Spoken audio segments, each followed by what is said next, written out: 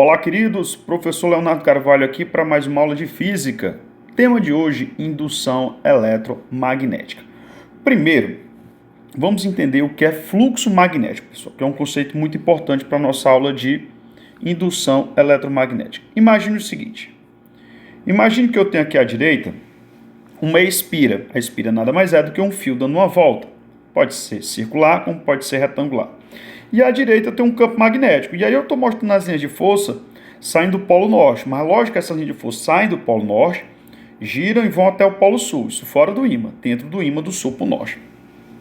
Então o que é o fluxo magnético, pessoal? Se eu afastar as espiras aqui, ó, se eu afastar essa espira, vocês vão notar que à medida que elas se aproximam, ó, tem uma quantidade de linha de força que vai adentrar a espira. Tem uma quantidade de linha de força que vai formar com a reta normal a espira, um ângulo de 0 graus, furando a espira. Ó. Notem que aquelas duas linhas de força para cima, ó, elas não furam a espira. Elas não adentram a espira. Se nós diminuirmos aqui a área da espira, ó, pegar uma espira menorzinho, vocês vão ver que vai ter menos linhas de força que vão adentrar o campo, a espira, certo? Se eu aumentar a área, ó, vocês vão ver que eu vou ter maior linha de forças que vão furar a espira. Então, o fluxo é isso aí, pessoal. Como você pega um laser e aponta em direção à folha, né? O laser que aponta a folha, o laser que chega na folha, seriam as linhas de força que estão atravessando a espira. Se a folha estiver na vertical e eu pegar o laser e botar para a vertical, aquele laser não vai atingir a folha, certo? Assim, a gente determina o fluxo magnético, chamado dessa letra aí, φ, ó, a letra grega φ, fluxo magnético. Ela, lógico, ela depende da potência do ímã, que é o campo magnético, da área da espira e da relação entre o campo magnético e essa reta normal aqui, ó, uma reta perpendicular ao plano da espira. Se esse ângulo for de 0, então os dois são paralelos, incidência total. Se esse ângulo for de 90 graus, cosseno de 90 é 0, não tem incidência. Por isso que o cosseno é perfeito, certo? Para esse momento. Bom, por análise dimensional, a unidade desse fluxo magnético, ele devia ser assim, né? Ó, Tesla, campo, vezes metro quadrado, que é a área. Mas o Sil fez uma homenagem, tá? Então, em vez de nós falarmos 1 Tesla vezes metro quadrado, nós vamos chamar apenas 1 Weber. E o símbolo é o ômega B, tá? Então, o nosso fluxo magnético, ó, será dado em Weber. Então, o que é o fluxo magnético? A quantidade de linhas que atravessam a espira. Beleza? Então, atenção, queridos. Observem, certo? O que já se conhecia na época. Já se conhecia que uma corrente elétrica gera ao redor dela um campo magnético. Como é que a gente prova isso? Ó? Porque uma corrente elétrica ela altera a orientação da bússola. E o que é que uma bússola? É um ímã. E o que é que altera a direção do ímã? Um campo magnético. Então, elétrons em movimento, um fluxo de elétrons, ó, ele gera campo magnético. Nós vimos na regra da mão direita. Corrente reta, campo circular. Corrente circular, campo reto. Na regrinha do legal, certo? Agora, o que Faraday imaginou foi o inverso. Ora, se elétrons em movimentos geram campos magnéticos, será que campos magnéticos em movimento geram corrente elétrica? E aí ele fez esse experimento.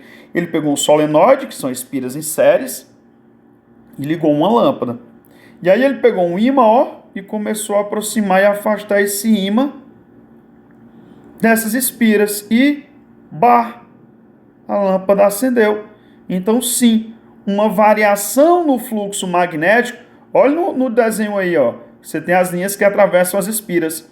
Então, a variação no fluxo magnético, sim, ela gera uma corrente elétrica induzida. O que Faraday não conseguiu relacionar, pessoal, é isso aqui, ó. Se a gente pegar um voltímetro, certo? Ele observava que a tensão ora indicava um valor, ora outro valor. Ora um valor, ora outro valor. Então, se a tensão estava mudando os terminais, quer dizer que a corrente elétrica ora estava no sentido horário, ora estava no sentido anti-horário. Então, Faraday não soube explicar isso aí. Quem explicou foi Lenz. Lenz que explicou o sentido da corrente elétrica nas espiras, que nós vamos ver agora.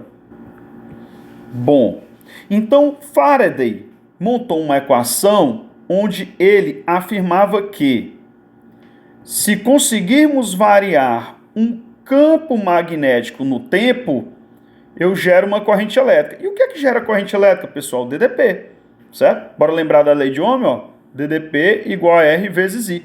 Então, se eu estou com corrente elétrica induzida, é porque naquele circuito tem uma força eletromotriz, tem uma diferença de potencial. Então, o que Faraday afirmou foi que uma variação no fluxo magnético gera corrente elétrica. Beleza, lei de Faraday, essa equaçãozinha aí pintada de verde. Agora, esse sinal de menos na variação do fluxo magnético foi Lenz que explicou. Lenz afirma o seguinte: uma corrente induzida surgirá na espira fechada com um sentido tal que ela se oporá à variação que a produziu. O que significa esse poema aí, né? O que significa que a espira é do contra, pessoal. Então, se eu jogar um ímã em direção à espira, o ímã se aproximando da espira, a espira vai querer repelir o ímã. E se eu tirar o ímã de perto da espira, a espira quer atrair o ímã. Então, a espira é do contra. Por quê? Botem na conta de Deus, de Alá, de Buda. O fato é que a espira é do contra. Então, se nós pegarmos o exemplo aqui embaixo, ó, eu tenho uma espira e um ímã. Eu vou selecionar aqui o ímã, ó.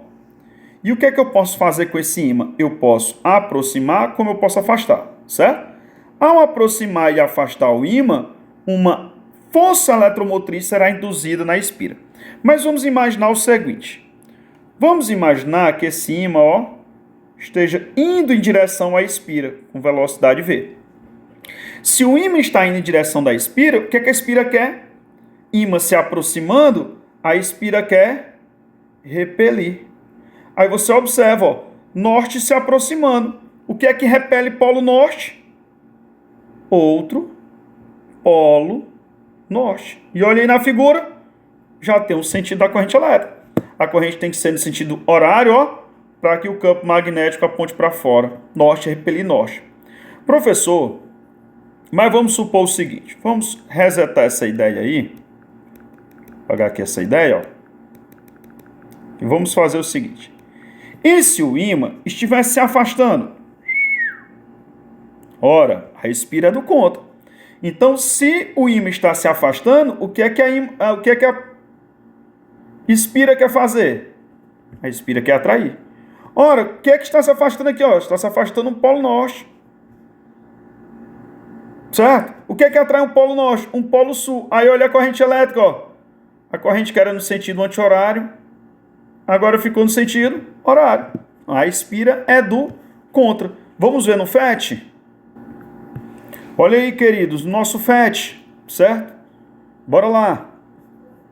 Ímã se aproximando, ó, corrente em que sentido? Ímã se afastando, corrente no sentido contrário. Bora determinar esses sentidos?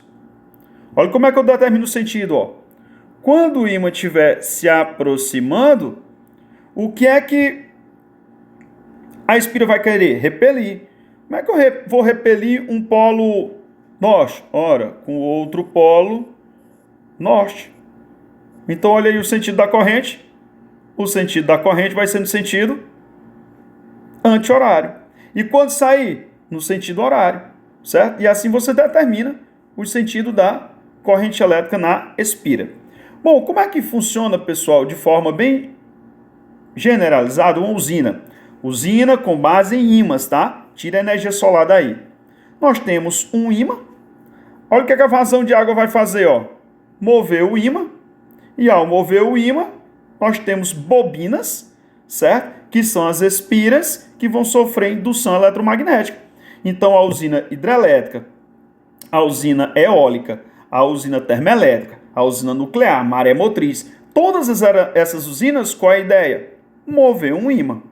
Beleza, queridos? Bom, aqui finalizamos nossas informações de hoje sobre indução eletromagnética. Nos vemos nas aulas para resolver questões e comentar mais sobre o assunto. Beleza, queridos? A todos, ó, Paz e muita saúde em vossos coraçõezinhos. Tchau, queridos!